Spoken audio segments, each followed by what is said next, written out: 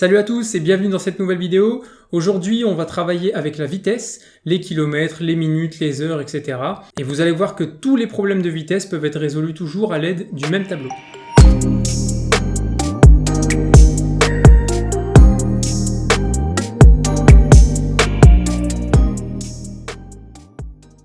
Dans cet épisode, on va faire un exercice et surtout, on va voir une méthode qui nous permettra de répondre à n'importe quel exercice.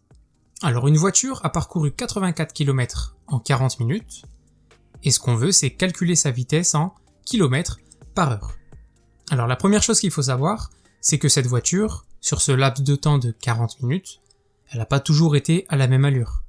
Des fois elle roulait vite, des fois elle roulait un peu moins vite. Alors c'est pour ça que dans les exercices, on risque d'employer l'expression vitesse moyenne.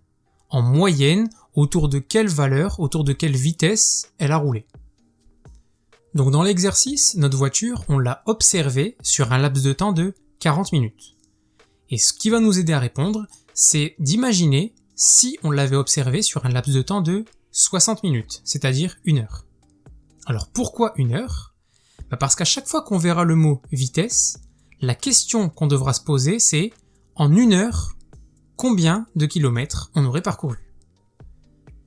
Et c'est ici que notre astuce commence, c'est l'utilisation d'un tableau. Et vous allez comprendre pourquoi on a pu voir le groupe PNL en arrivant dans cet épisode, parce que dans ce tableau, on devra toujours mettre D comme distance et D comme durée. C'est vraiment le point qu'il faut apprendre par cœur. C'est les deux mots qu'on devra toujours mettre dans le tableau. Alors ici, pour la distance, on travaille avec des kilomètres. Pour la durée, ici, je vous conseille de travailler en minutes, parce qu'on a 40 minutes. Et on vient placer les deux nombres qui sont présents dans l'énoncé. Alors on a fait 84 km en 40 minutes. Et la question qu'on s'est posée, c'est combien de kilomètres en 1 heure ? Alors 1 heure, attention, on l'écrit bien en minutes, 60. Et pour la valeur qui nous manque, on va faire un produit en croix.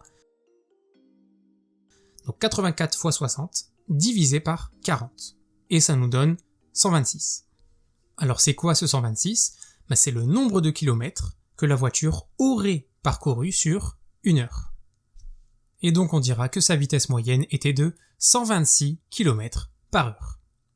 Alors premièrement, dans la description, vous avez un lien avec des exercices qui seront corrigés pour voir si vous avez bien compris.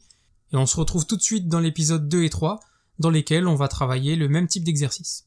Je vous remercie, je vous dis à tout de suite et n'oubliez pas de vous abonner.